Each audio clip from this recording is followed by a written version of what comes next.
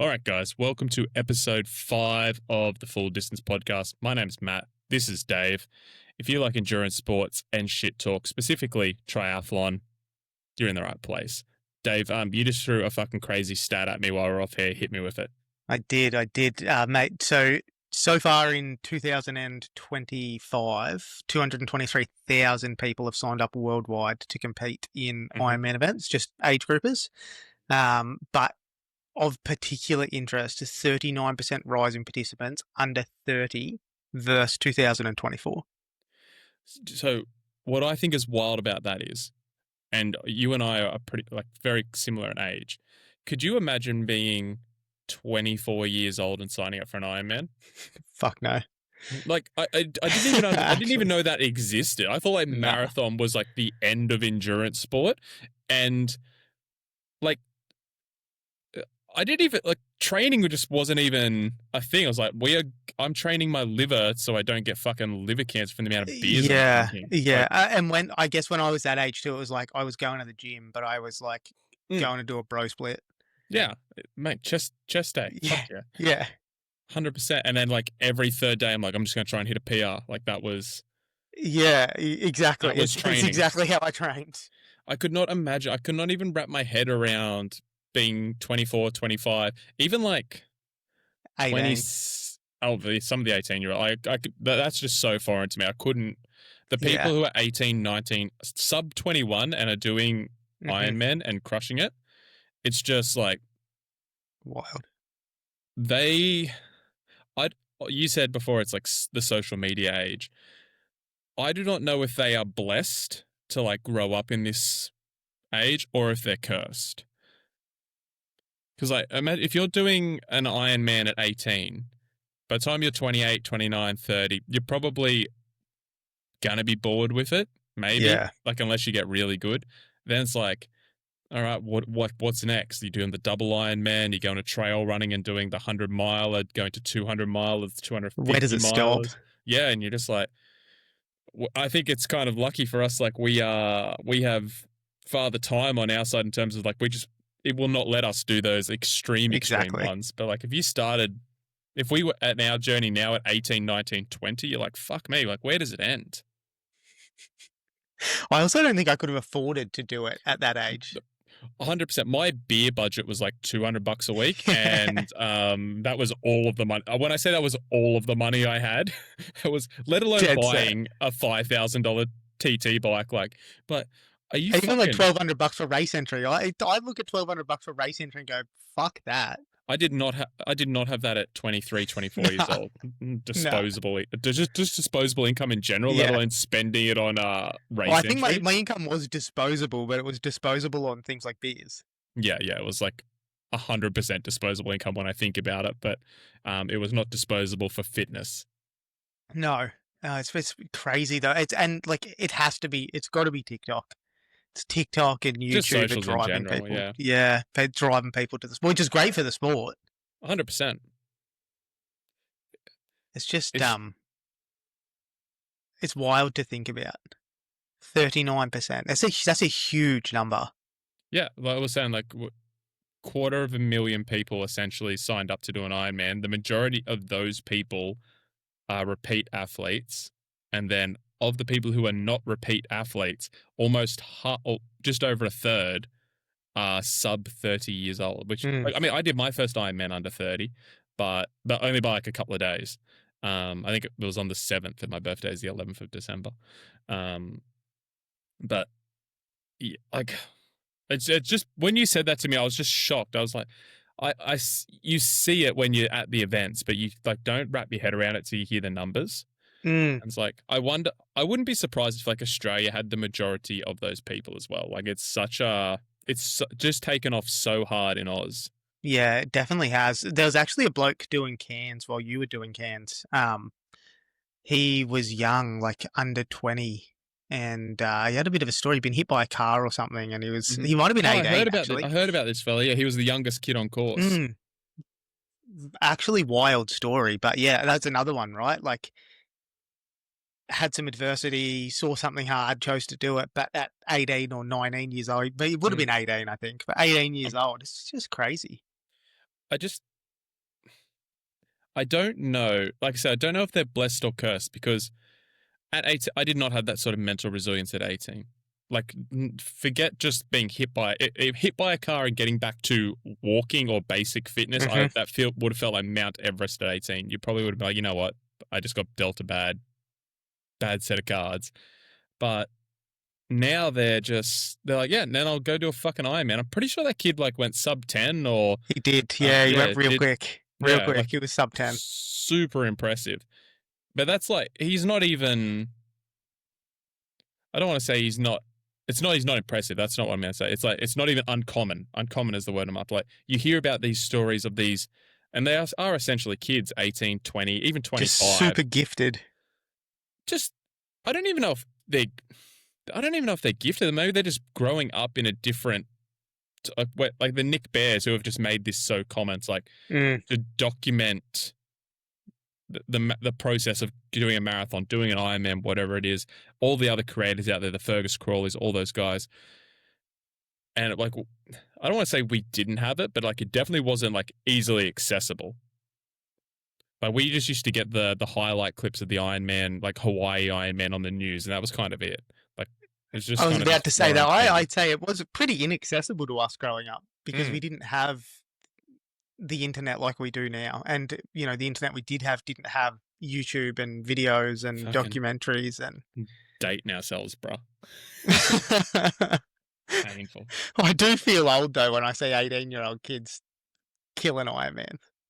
Just when you put it in perspective that the internet has, and we're assuming it's the internet, like that's the logical answer, has morphed a whole generation into endurance athletes at 18. Like it's like, because even when you look at the pro field, it was always Ironman were for the older athletes. Like they'd go race Olympics, and then once they couldn't keep up in Olympic, they would transition to long course. And hit their peak in like mid-30s. Yeah. You look at Jan, like he was like 38, 39, 40 when he was just out there killing it. And now it's like you look at Jamie Riddle. I don't know how Jamie's early 20s, maybe mid 20s. I don't know off the top of my head. He looks like a baby face killer. Yeah, and he's just like, yeah, I'm just gonna go fucking crush Ironman. You're just like, it's just wild. Like I struck that stat fully stumped me. I was just like, fuck me. It's so cool, but it's also just like I said, blessed or cursed. I don't know how to process it. I think it's weird too because obviously, like we're in the endurance world. It's the sport we love. We're in such a bubble. That's wild to us, and I think if you explained this situation to someone who wasn't in the endurance world, it would seem even crazier. Do you think? I think so, because we're surrounded by it, right? We understand it. It's everything we consume has something to do with it. But people that don't understand Ironman or endurance sports, to then sort of explain, you'd have to explain it, but explain this stat to them, I think they would be taken back by it.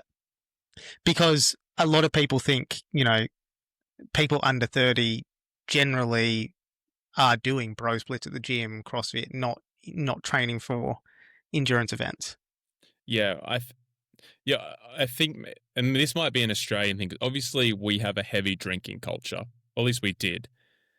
When you look at, and obviously me being a business nerd, when you look at all the stats around smoking, alcohol, how all the businesses are going down, all the companies, are going down, it's like a part of it's just like maybe people just like, this is just the way the world's going. Like it's just people don't.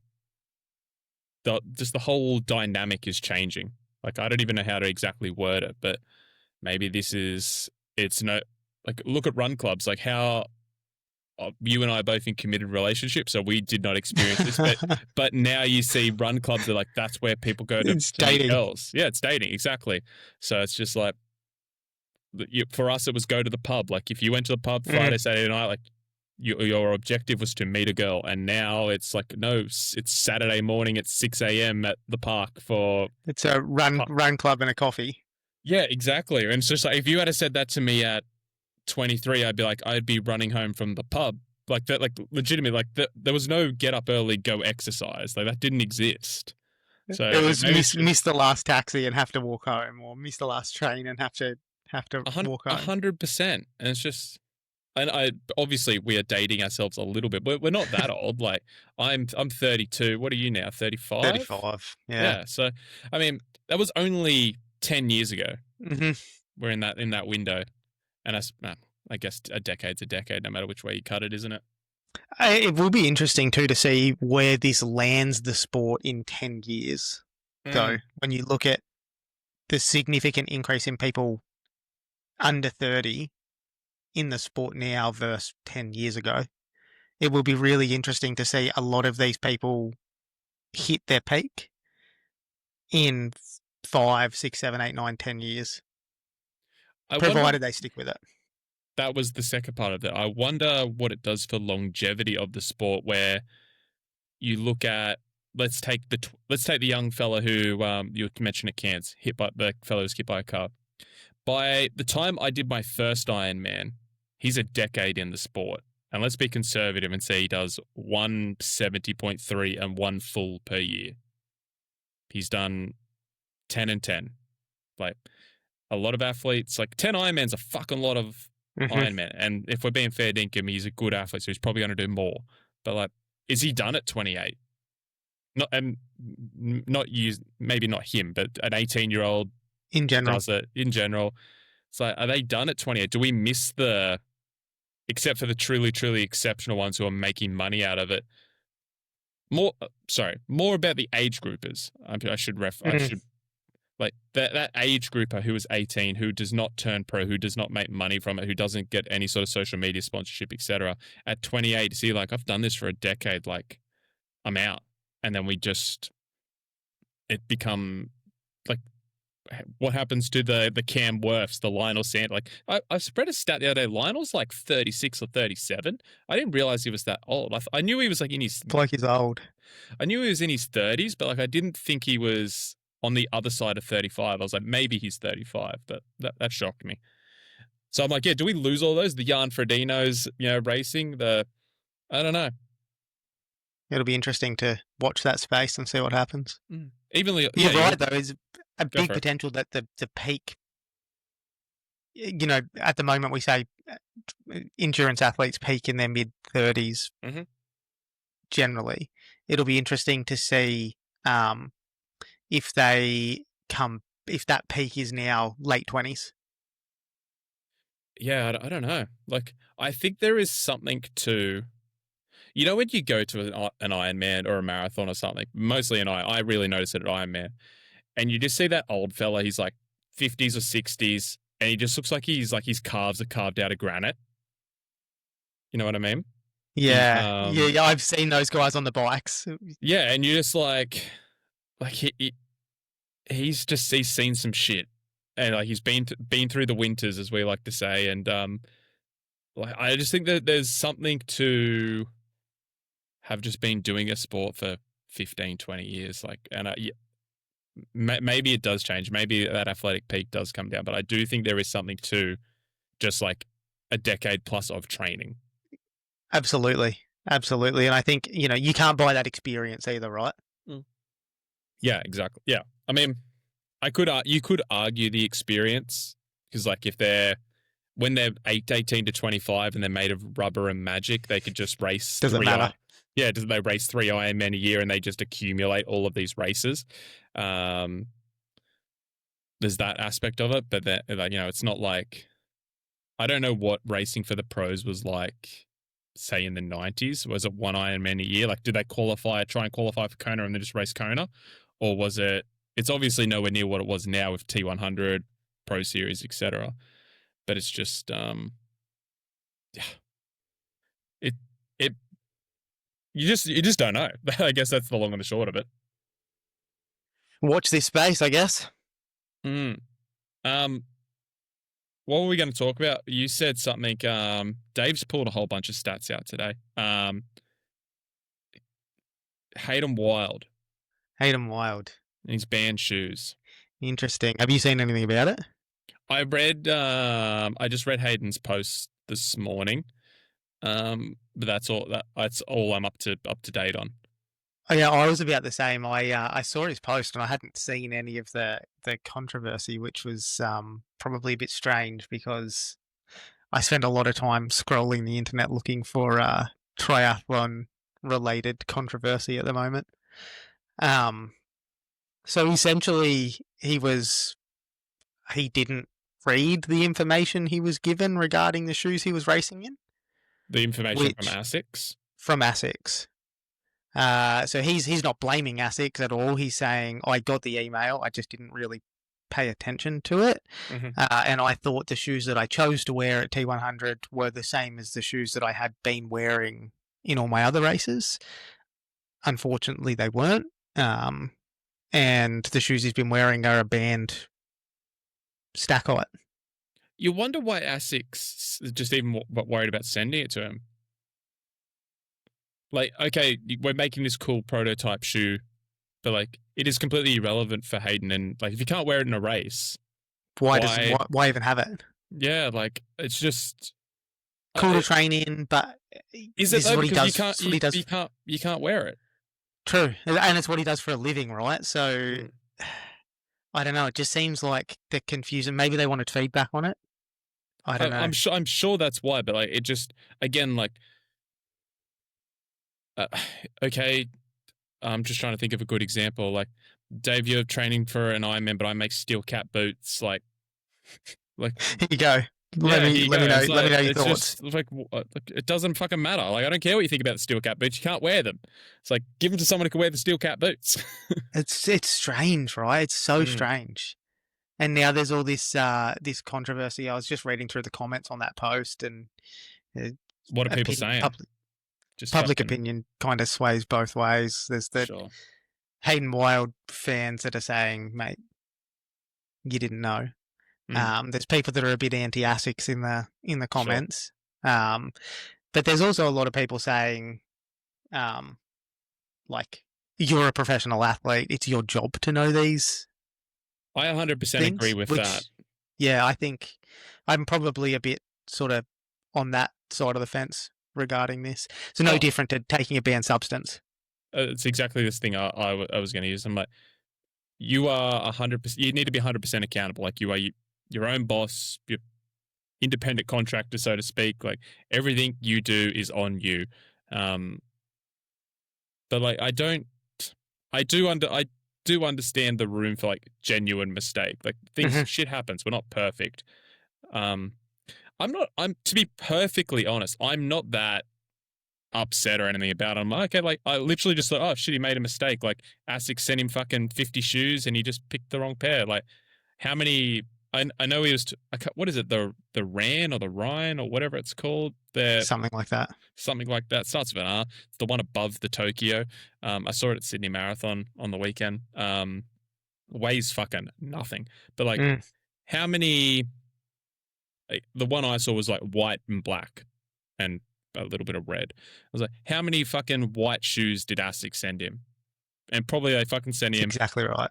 Tokyo's, Rans, Meta Speeds, and they all look identical. And he's got 45 pairs of shoes to choose from, and he's picked out the ones that he thought were best for the occasion. Yeah, he just grabbed the wrong one. They're on his rotation. Yeah, I think though, like reading through the comments too, a lot of people were saying that the shoes, at the end of the day, the shoes didn't make a difference because he was going to win the race regardless. That's where I sit as well. I'm like, okay, how much did he win by? Do you remember? A decent amount. I think the margin was like, it was in the high minutes. It was like 6 or 7 minutes or something. Yeah. I was going to say, okay, over 18 Ks, like, let's say it gave him 5 seconds a kilometer. Okay.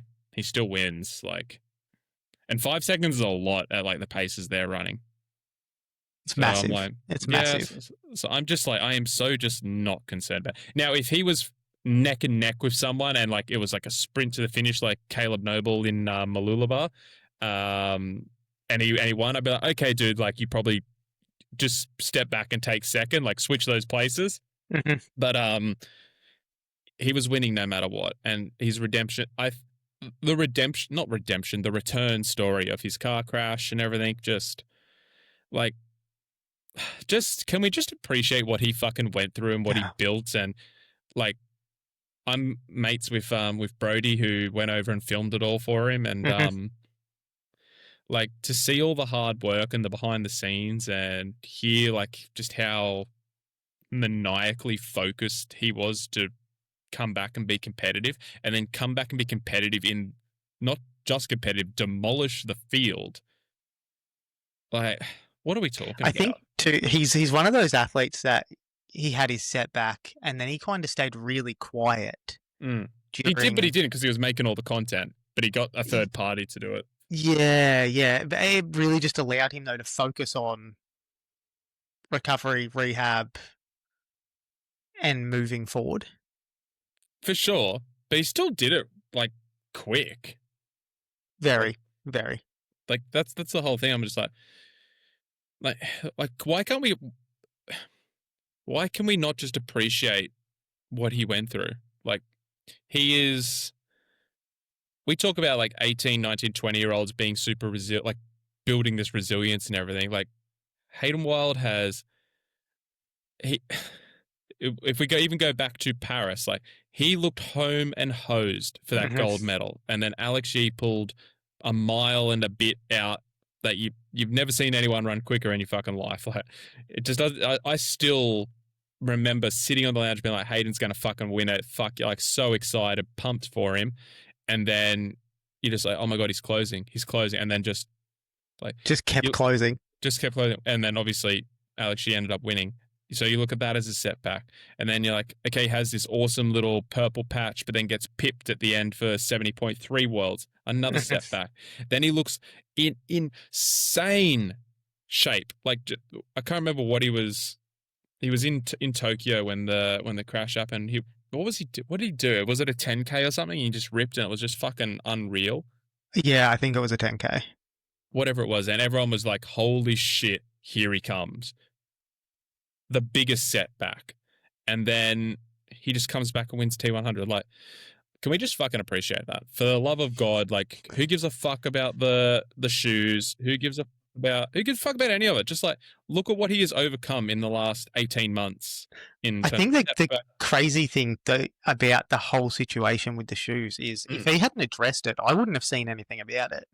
Oh, I wouldn't did have gone he and address looked. it? He addressed it. I thought he got like they found it and he just did a post. So I think somebody mentioned something from what I could find. Somebody Mhm. mentioned something somewhere and it kind of got a little bit of traction and Sure. then but not through any official channels. So Interesting. Some T100 fucking hasn't shoe nerd out said there. anything. Jog on Crago was fucking watching it with. Joe He's fucking, Crago's just trying to get a pair of shoes to. yeah, he's just watching it with the Yeah. binoculars and be like, there, that stack height's fucking 3 mil out. I can tell from here. But like I couldn't find anything through any official channels initially. So had he not addressed it, half of the people who consume endurance sports content wouldn't have any idea what was going on. Again, like, number one, the broadcasting is so shit for most triathlons. Like, a good chance of getting a look at any of their shoes unless they're putting them on in transition. But then to have the eye to be like, that's a prototype shoe. The stack height doesn't look like, yeah. Good on him for, again, fucking. I think it just shows the type of bloke he is. Like, just does the I right agree. thing. Come out, address it, move on. Yeah. You know what? Asics might have messaged him and be like, "Hey, bro, saw you in the shoes. Heads up, like you probably Whoops. someone needs to talk about this." But yeah, like he's if he's getting any hate, I think it's so unfounded. Like I think he's an awesome. I don't know him, never spoke to him, never had anything to do with him. Seems like a good dude though. But just like you Loves just the look sport, works hard. you look at all the evidence and you're just like, nothing about him makes you think, oh, this was a deliberate action. Again, Nothing 30,000 feet away, but it's one man's opinion or two men's opinion. Yeah. Look, I'm on the Hayden Wilde bandwagon anyway. So yeah, I'm a fan. Speaking of people we're fans of, my favorite endurance athlete on the planet, Cam Wurf, 42 years old. I remember I got to meet him and you didn't. Yeah, well, shit happens. Dude's wild, isn't he? I don't know. Have you seen any of his training stats? I've seen a couple of things being posted, but like, I try not to follow any of the pros because I just get so depressed at how shit I am. He's been causing a bit of a ruckus on Strava with some of his captions. Mm-hmm. Is this like where it's like 42-kilometer run at 3-minute pace and you're right to zone 2? Yeah. Things like that, except like I'll read you the caption of this one. So it's keeping myself busy while the in-laws are in town. Yeah, was this where he rode like 300 Ks or something? 308 Ks. Yeah. 10K of elevation, 13 hours, 40 minutes. Why not? He's hitting some insane volume in the lead up to World Champs. I wonder what I've been thinking about this. I'm like, whether he just hasn't posted it previously. Like, obviously, he trains crazy, right? Like, we know that. And we know he's just a savage of an athlete, Olympic rower. He's a tour cyclist and he's and professional triathlete. So has he always done these crazy numbers leading into World Champs and just not posted them? Or is he like, I've only got 1 or 2 left. I need to just empty the tank. Like, that's kind of what it feels like. Being fair dinkum, he's 42. And yes, he is the anomaly of anomalies. Like I said, he's my favorite endurance athlete. I hope he races till he's fucking 50. But is he just like, if I've got a chance of winning, I've got 1, maybe 2 years left? I think he's definitely always put in the work. There's absolutely no, of course, regarding like volume. He's always done it. I think though, he's definitely posting it now because that's creating engagement with him. And these guys who are out chasing events, they've got to create engagement, I guess, with their following, so that their sponsors continue to sponsor them and people follow them. And Cam's sponsored by Ineos. Like, he is not short on $1. Like, I mean, obviously don't know his contract, but like, Ineos aren't fucking. They're not skimping on anything. So yeah, like, I don't know how much it is that versus. And also, Cam doesn't strike me as the kind of person who he is too well thought out. Like, he just. I think too, another thing with him is it kind of feels like he's taking the piss a bit. Yeah, 100%. But like, kind of feels like he's taking the piss. But I feel like, do you go?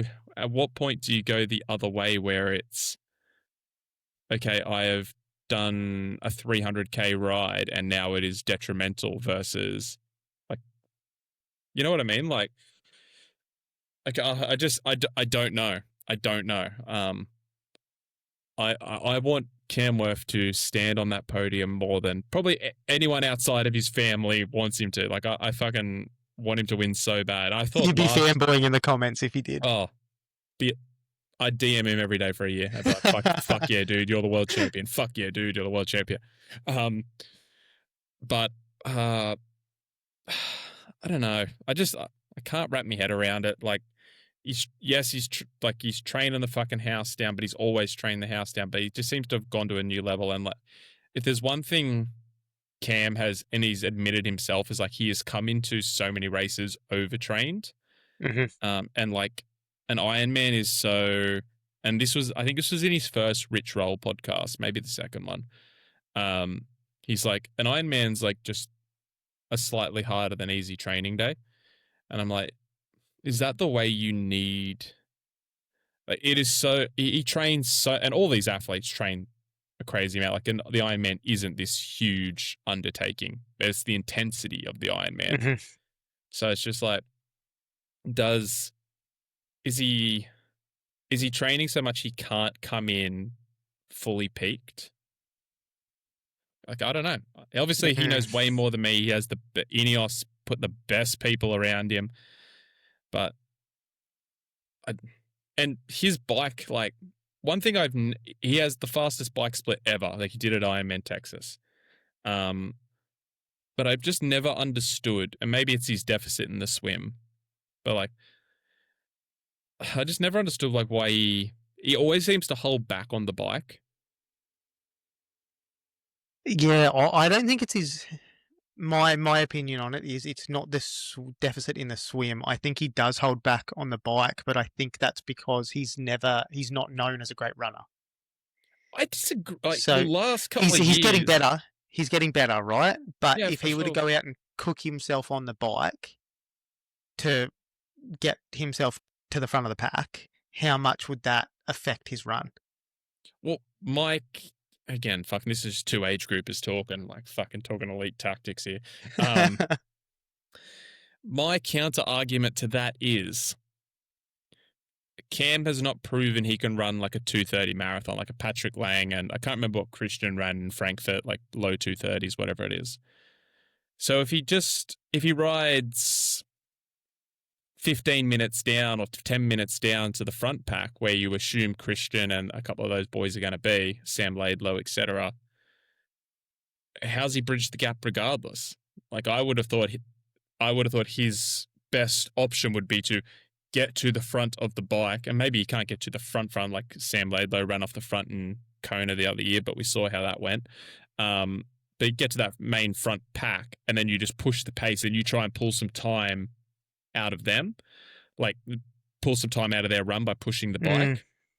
But and make them work a bit harder at least. Yeah, well, that would be my, again, two age group is talking, but like if I'm riding and Cam Wurf comes past me, I'm like, oh shit, like he's on and he is the cyclist, you know, like yeah, like legitimately he's a professional cyclist. He's the dude. He's the dude. So I'd be like, fuck, we gotta you go. You don't want him on your wheel. You've got to go. Yeah, exactly. So that would be my mindset. But obviously, again, these guys know so much more than us. We're just like two guys chatting from the outside. That unqualified bias, mate. What is it? What's unqualified opinion? That's what I want. Opinions, yeah. Yeah, that's what we've got. That's what we've got. That's what we're here for, mate. Have you seen little bit random, little bit off topic, but just back onto world champs? The hype around the Norwegian boys. I'm big on Gustav. He's my sleeper. So Blumenfeld, Iden, and Storms rolling into Nice with serious momentum is the headline. At least one of them has landed on the podium at every race they've raced this year. Yeah, I think I'm a big Gustav fan. I think he's prime and ready for a return. Casper is, I think he's a sleeper too. I think he could be like a definite top 10, I don't even know, maybe top 7, something like that. Christian, like, he could go out and win the fucking thing and just like leave everyone for dead. He could also come 15th. Like, win or die. Yeah, the vibe I get from Christian is he will sit on the limit until he either wins or he blows up. I was talking to Mick Curran. He does all my bike fitting and everything. And he was saying when he was in Kona, like, Christian was, I can't remember if he said he was sitting down or leaning over next to an aid table, and he said, like, mate, you can't stop there or something, and then he fucking got super angry at him. As like, and Mick had park there, mate. Yeah, legit. Mick had a torn hamstring at this point, so he's like just hobbling along. And just went past him. Obviously, like, Christian was on his last lap or whatever, but yeah, I just thought that was so funny. But that's the vibe I get from Christian. He's like, I will race as hard as I can until my legs fall off. Like, imagine an age grouper saying that to you. That was a pro. That would piss you off. Filthy, like, motherfucker. I'd be claiming that forever though if I was making that. 100%. And Mick, if I remembered that story wrong, that's the way we're going to tell it for the rest of our lives. Just so you know, we're never going to change it. Yeah, we're never going to change it. That's the story now. Yeah, 100%. Yeah, I don't know. What do you think about the Norwegians? I think it's going to be an interesting race. I think the Norwegians they're the boys to beat. They are the boys to beat. Do you reckon? My money's still on Sam. Mate, you can't say you've just backed two nations. I think they are. One. Listen, they're the boys to beat, but I think they are beatable. You just said your I money's on think Sam, but they're the boys to beat. Or which one is it? that they will go into Kona being the race favourites. Nice. Nice, sorry, same thing. Yeah. Being the race favourites. Same thing.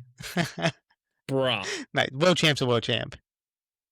Yeah, but it's not the same thing. Like, let's be fair, Deacon. I think the boys will go in being favourites, but I think Sam will still take the win. Yeah. I don't know. I really like Gustav. I'm really interested to see how Sam Long races. I think he's a sleeper. I know we went through it last week, but like my opinion literally changes every few days about it.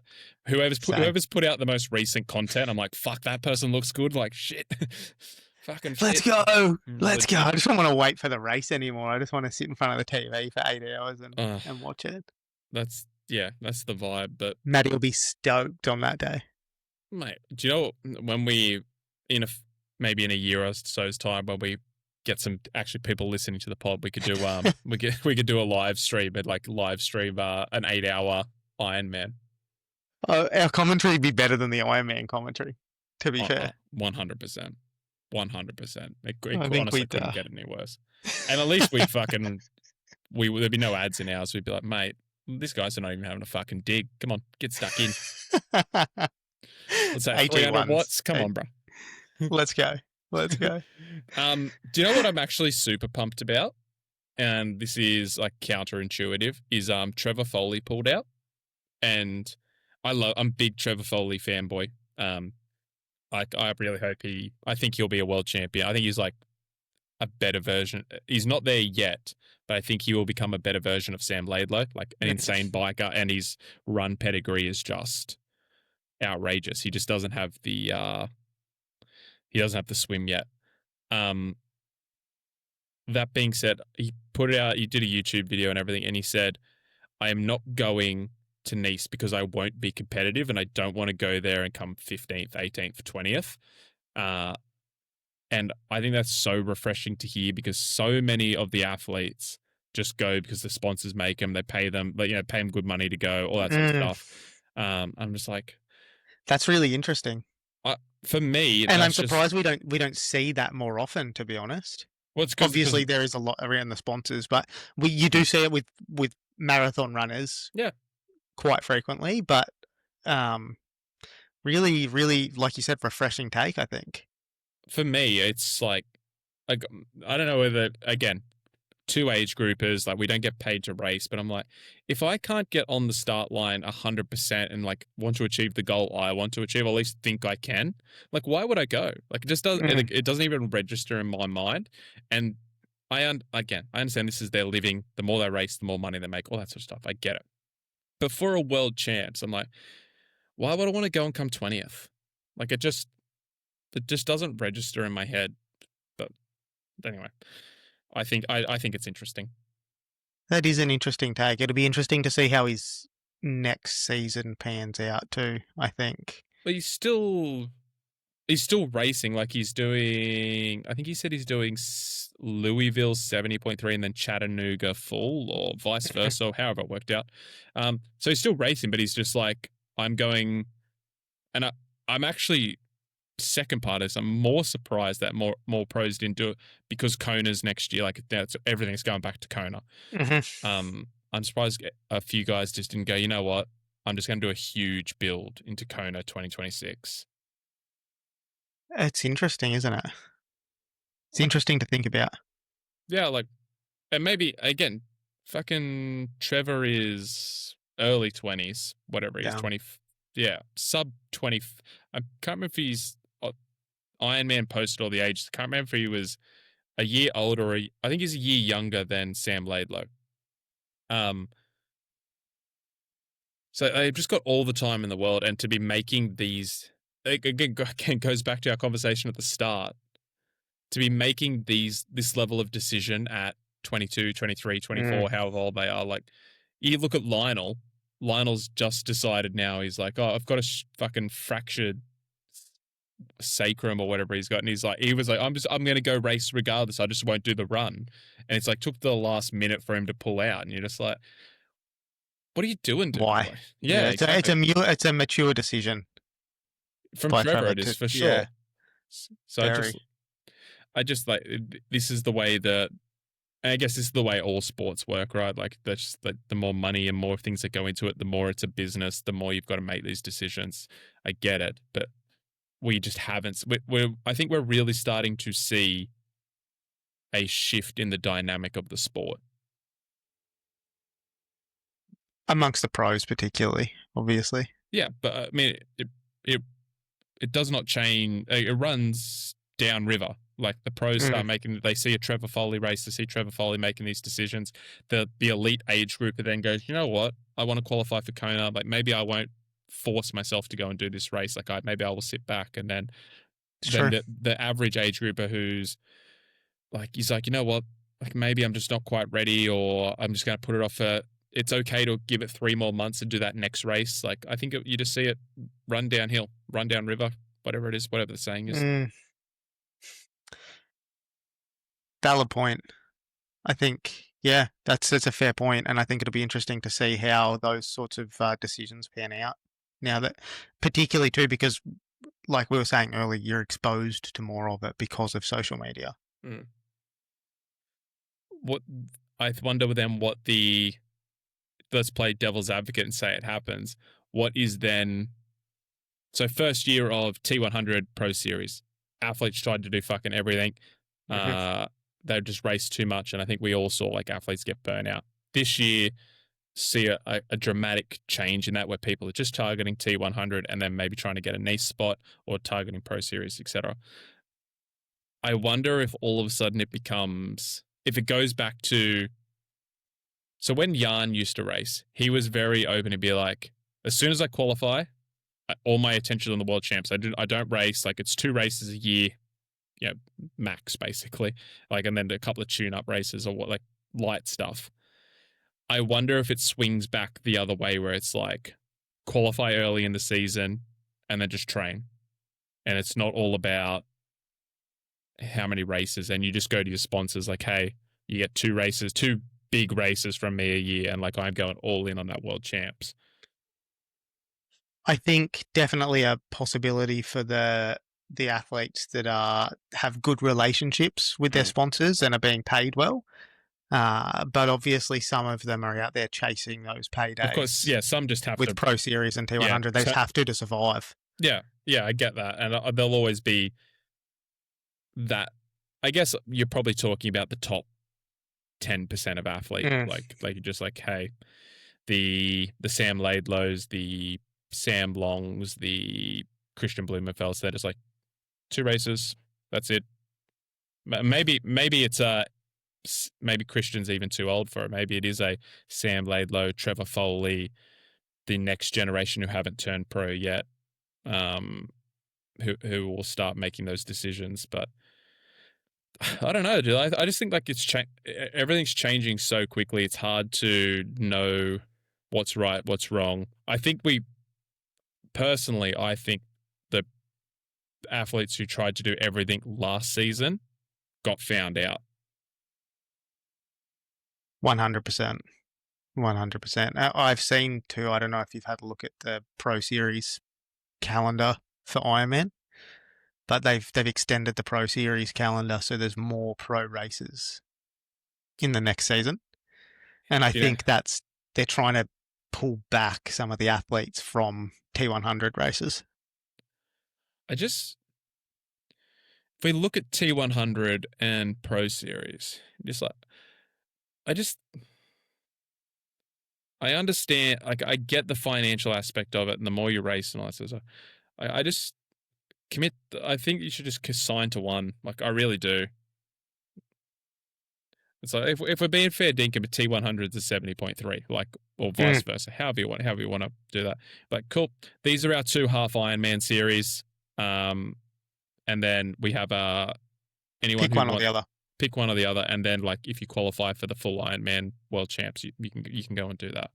Mm. Like, I don't this constant fucking even from the company as well, not just the athletes. Like, it's just, do you know how much better triathlon almost needs a long course commissioner to come in and be like, yo, T100, you are months A, B, and C.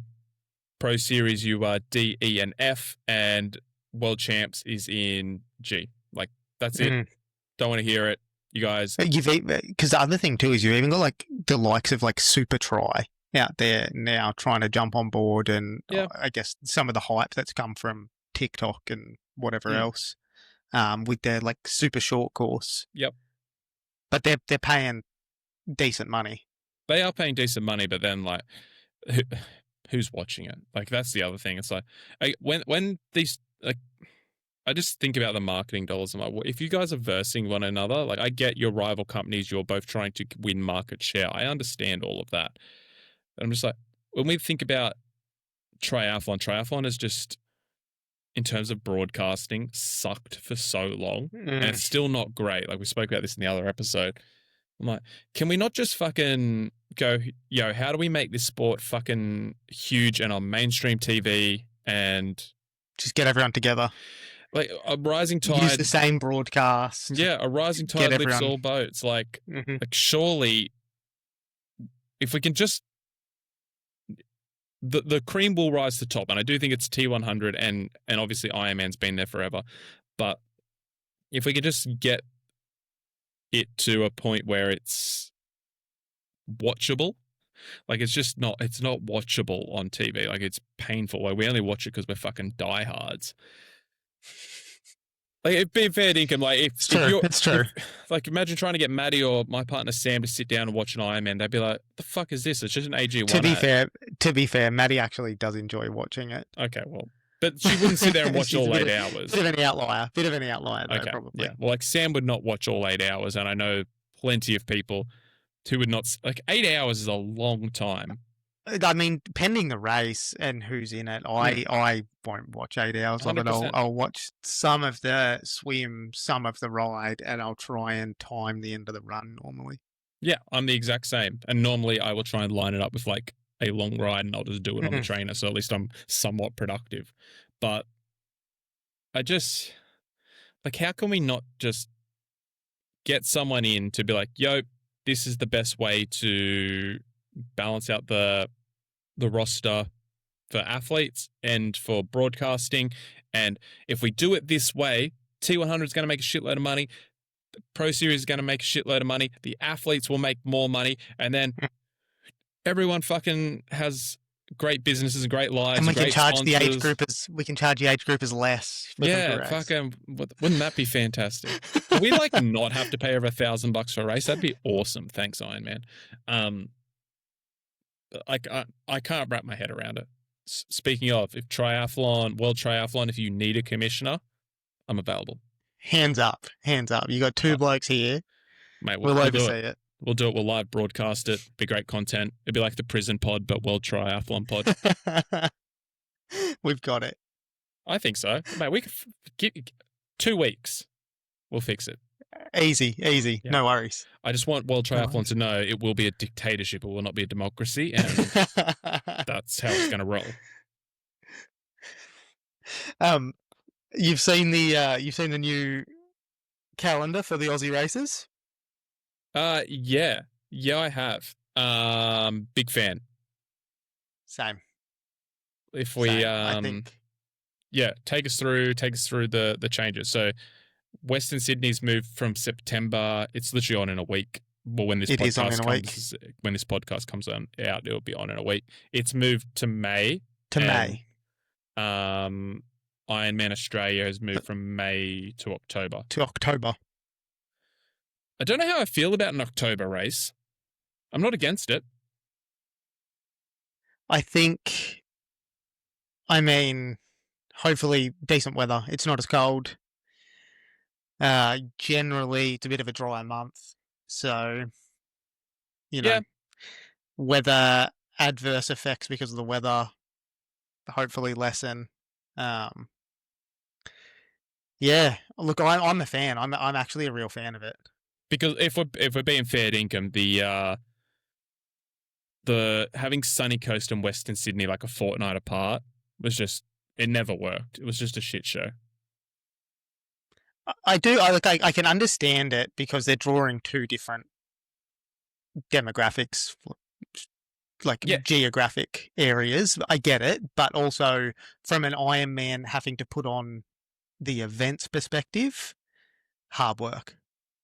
Not even, I feel like think about how many athletes who are like the experienced athletes who might race the 2, 3, 4 70.3s a year. It just rules, like you've got to pick one. So like if you could race Geelong, like old calendar, you could race Geelong, you could race Port Mac. I mean, you could race New Zealand, but let's just say keep it to Australia for now. You could race Port Mac, Cairns, but you're probably doing one of them as an Ironman. And if you raced Port, you wouldn't race Cairns, and if you raced Cairns, you would only do the Port 70.3, and then you could only pick second half of the season. You could only pick Western Sydney or Sunny Coast, and then Melbourne's like a week before or 2 weeks before Busso, so you could probably not ideal. So realistically, like second half of the season, you can do 170.3 and Busso, but now you could do Port and Bus. Oh, it's still, I guess, still the same when you do it like that. I think the changes heavily rely, or they were made more so for people on the East Coast. Oh yeah, right? Definitely. Because Busso is hard to get to. It's expensive if you're from the East. It's kind of expensive if you're from anywhere except for Western Australia. Yeah. Because like you got to, I think they've only just. I know I can't fly into Busselton. I know there's an airport at Busselton, but like I think I've got to fly Sydney to Melbourne, and then Melbourne I've got to change from like, I don't know which order it is, Tullamarine to Avalon, or Avalon to Tullamarine, whichever fucking way it is, and then I've got to get a flight to Busso. To Perth. No, to Busso. Or to Busso, to Margaret River or whatever the airport is. No, yeah. Busselton has an airport. Actually Busselton. Yeah, right. Busselton. Okay. But it's like, it's a real fucking shit flight. But like if I just fly from Sydney, I can, or even Newcastle, like if I Newcastle to Perth and just drive straight. And then drive. But it's a fair drive from Perth. Yeah, it's like 2.5 hours or something. Mm. So, but I also think Busso is kind of like an institution in terms of like, it's the first weekend of December every year. It's just like, it's not going anywhere. Sells out. Yeah. People love it. Yeah. It's probably is the primo race in Australia. It's the only one that sells out. If I was like, just being a fuck, I know Foster is like, I mean, Port Macquarie is Ironman Australia because it was in Foster and it was the first one, blah, blah, blah. But like, I feel like Busselton is Ironman Australia. Like, I wouldn't say you're alone in that thought either. And I think the fact that it's probably the most popular race in Australia says a lot for the race itself. Yeah, I know I was devastated I missed out on it. Well, I mean, if we're being, again, my favourite saying, if we're being fair dinkum, the only reason you and I are doing COSI 100 is because you didn't get into Busso. I feel like I might have, if I had a training partner, I would have been able to mentally get through this prep. Yeah, you would have turned it around. 100% I think I would have, yeah. But I didn't have the juice to do it alone. Even like the draw of Busso, as much as I love Busso, it was my nostalgic first race. Like, I didn't have the juice, so yeah, like I can understand fucking being gutted not going. But I'll get there though. I will definitely get there next year, dude. We're doing it next year. Bucket list race. We're doing it next year. Yeah, I think so too. Yeah, we'll do. I'm not going to mention our A race just yet. Not our A race, our first race of the season. Mm-hmm. But we'll do that, and then we'll do Busso at the end of the year, I think. And yeah, I think that's what we'll do. Western Sydney in the middle of the year too is just a nice little. I really like it in May. I think that's Mickey Mouse, so especially if you're racing Cairns down the road.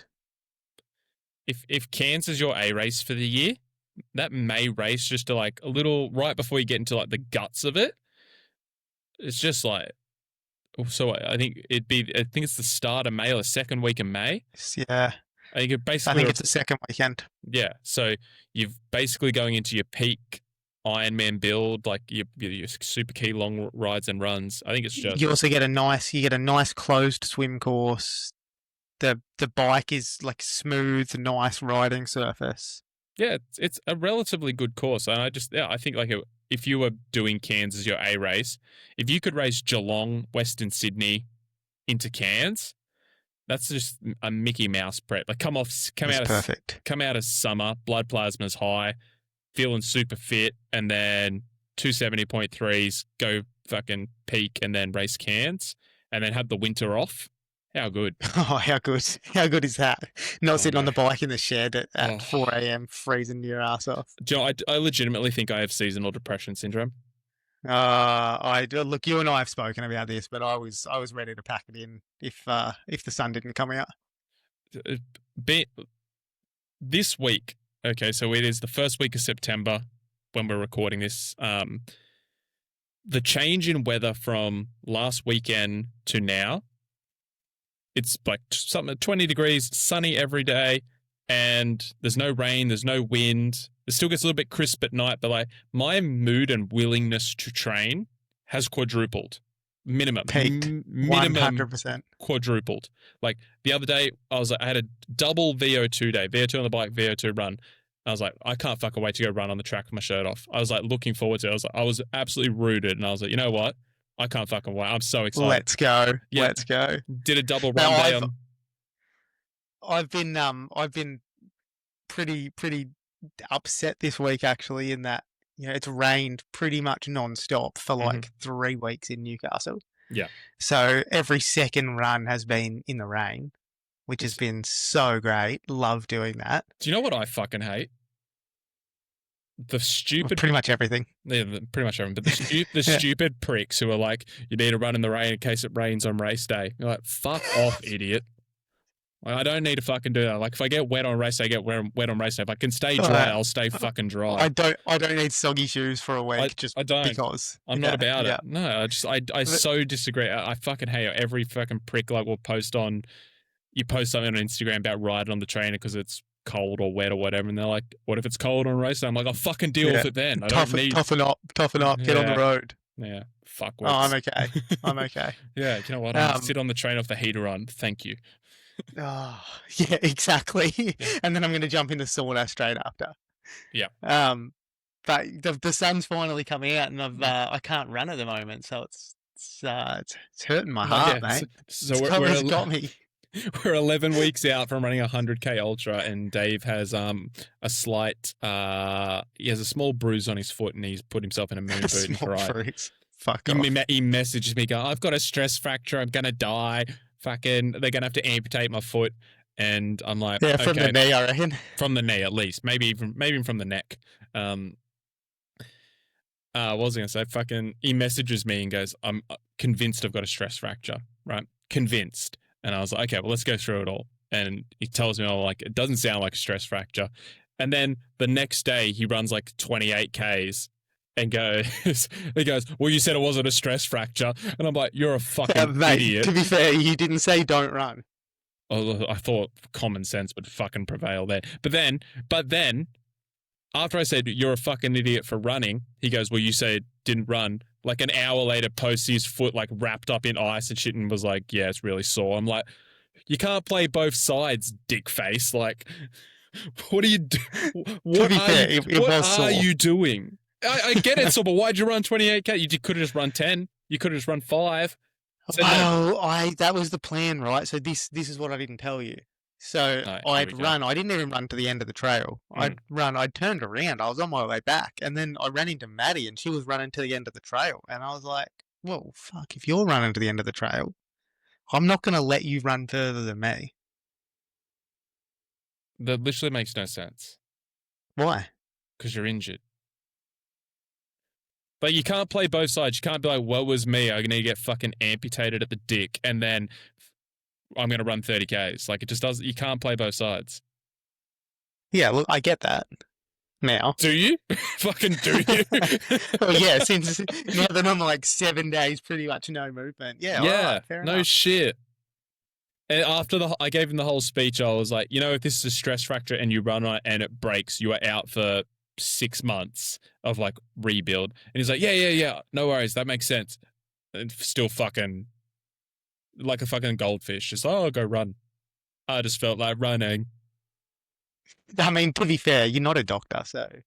Not a doctor, no, but fucking no. My advice still fucking was correct. Anyway, we're like a few days in a boot. Get off the foot. Let the swelling go down, and we should be back into it, I reckon.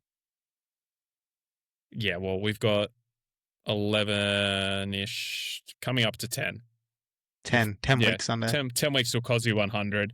It's going to be a good time. Guys, that was episode 5 of the Full Distance Podcast. Make sure you like, subscribe on YouTube, Spotify, wherever you get good podcasts. Follow us on Instagram at @thefulldistance_pod. Mine and Dave's Instagrams are down below in the show notes, and we'll see you next week. Hooroo. See you guys.